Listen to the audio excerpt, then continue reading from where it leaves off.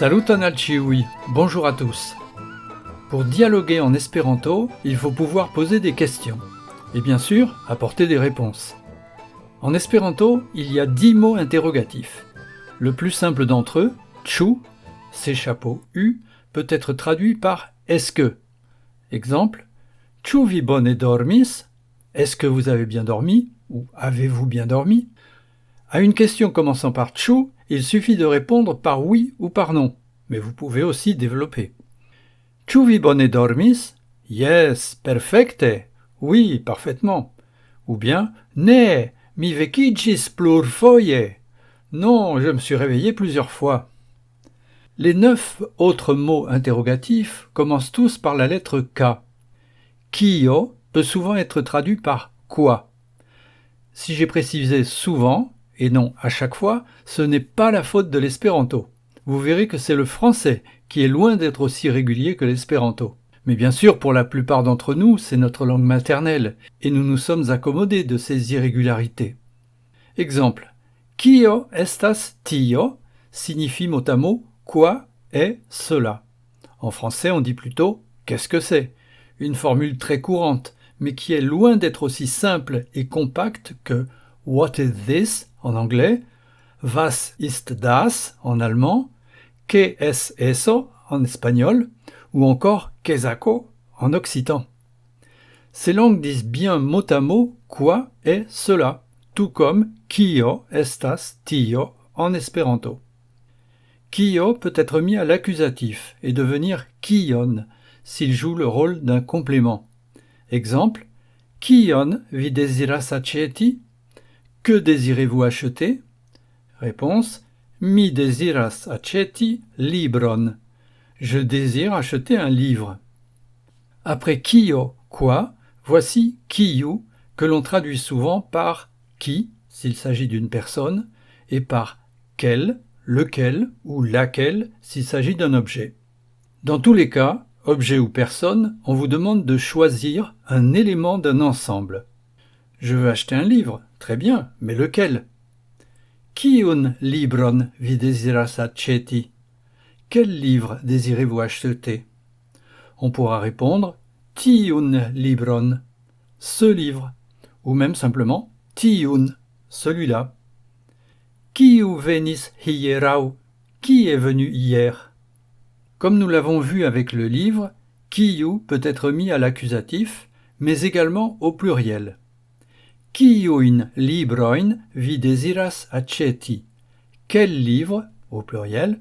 Je rappelle que le pluriel s'entend en espéranto. Dans mon deuxième exemple, kiuj venis hieraŭ se traduit toujours par qui est venu hier, mais en disant kiuj au lieu de kiu, on imagine que plusieurs personnes sont venues hier. Et si nous écoutions le groupe brésilien Merlin? Gis baldaŭ, à bientôt.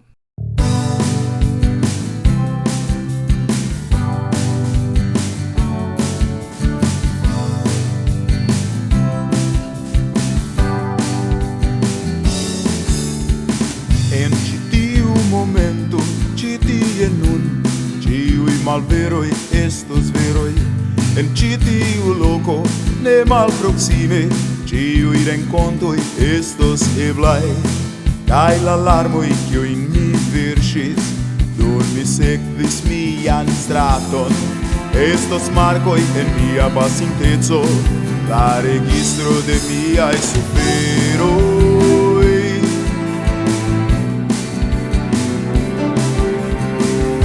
Sed mi ne scias diri, kiom da malbonaj elektoj mi faris, sed mi ne scias diri, estas certa, ĉu mi lernis tiel vivi tagon post tago, nokton post nokto, unu paŝo ĉiufoje, leviĝante, lernante kaj falante.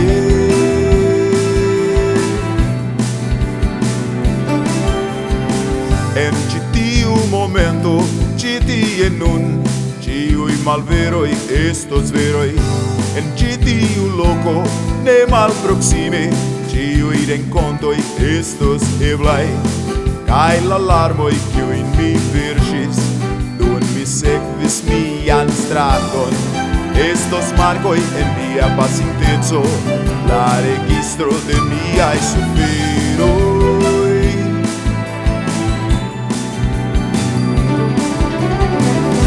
Sed mi ne scias diri, kiom da malbonaj elektoj mi faris. Sed mi ne scias diri, ĉu mi estas certa, ĉu mi lernis kiel vivi tagon post tago, nokton post nokto, unu paŝo ĉiufoje, leviĝante, lernante kaj falante.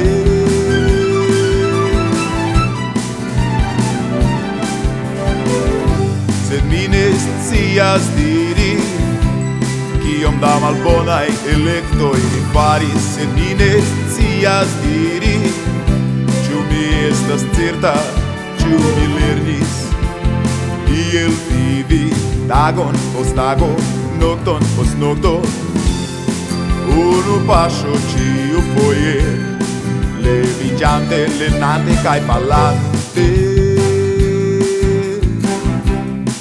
Leviĝante, lernante kaj falante. Leviĝante, lernante kaj falante.